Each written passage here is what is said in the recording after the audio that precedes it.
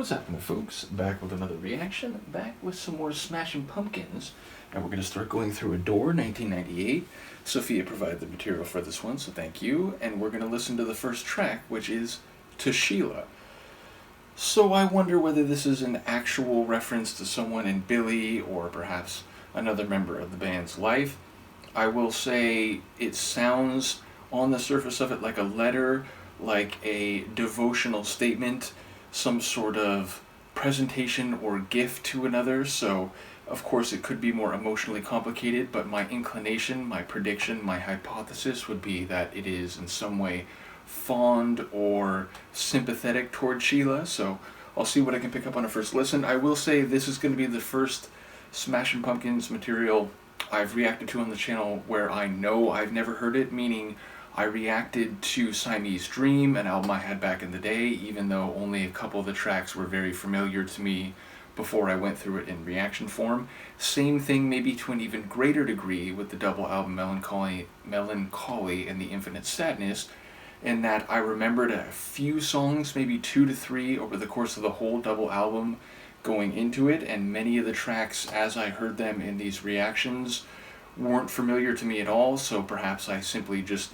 kept playing the same handful of tunes. So at least in those cases it was possible. For Adore, I don't think I've ever even known of the album, because again, Smashing Pumpkins, there was a brief phase where I sort of bought a couple of their albums, and then because I was into punk rock and techno and so on, I ended up not following them longer, which is a shame, certainly, having gone through the 2 albums I just mentioned and realizing / remembering how great they were. I feel like it was a missed opportunity, but we're here to do it now. So this is Smashing Pumpkins, the first track on the album Adore, and it's called To Sheila.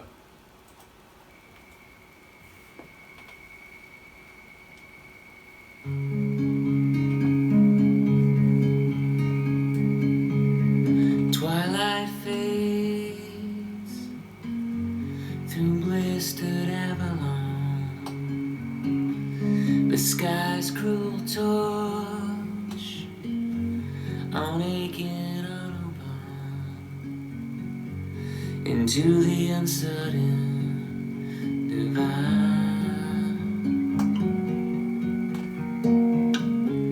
We scream into the last divine. You make me real. You make me Real? Is that the line, or the word?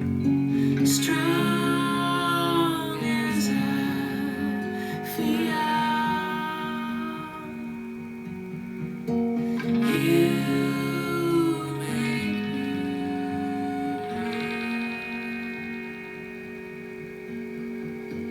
me. Sheila rides on crashing nightingale. Intake eyes leave fast and vapor trails with blushing brilliance alive.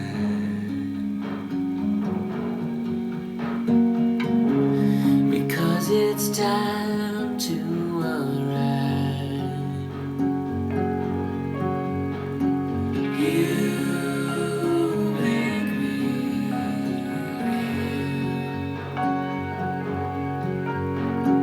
You make me real. Strong as I feel.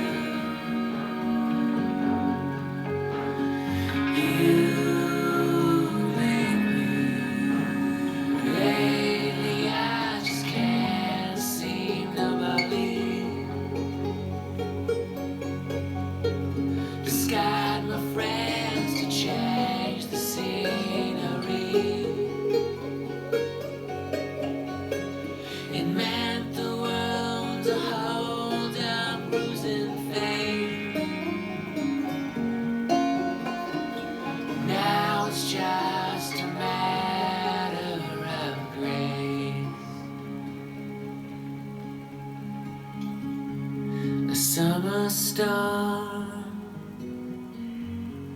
graces all of me. Highway warm, sing silent poetry,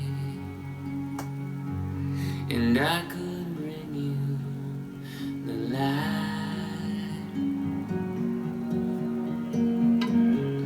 and take you home into the night. Lately I just can't seem to believe just got my friends to change the scenery. It's trapped the world to hide a bruising fate, but now it's just a matter of grace.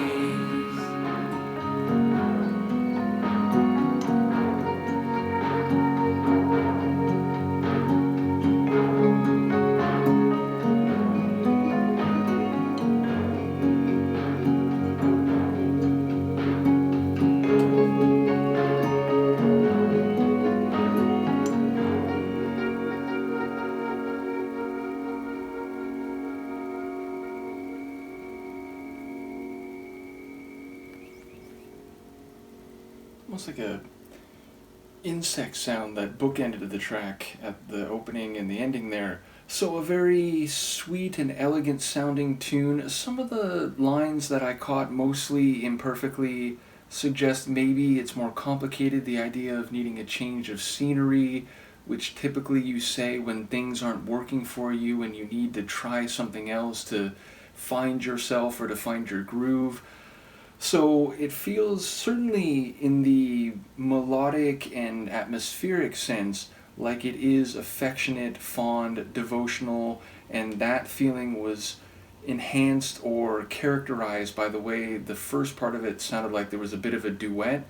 And I did notice, I think someone mentioned that their drummer had died on tour, and so that this album has a bit more of like a drum machine or like keyboard sound, a bit less of like a heavier alternative rock sound. And certainly the percussion in this one, it felt a bit more, synthesized or drum machine based. I do like the sort of faded echoic quality of the percussive rhythm as I heard it. And yeah, Billy's sounding very vulnerable and tender, even a point near the end where his voice seemed to crack deliberately, which, can indicate a fragile emotional state or an inability to express an idea without deep feeling at the same time. So I'm not quite sure if Sheila is maybe related to the band's situation or if it's simply an emotional song about a person, either a character created for the tune, even then it could be an analog for someone in real life, or whether it is on some level autobiographical.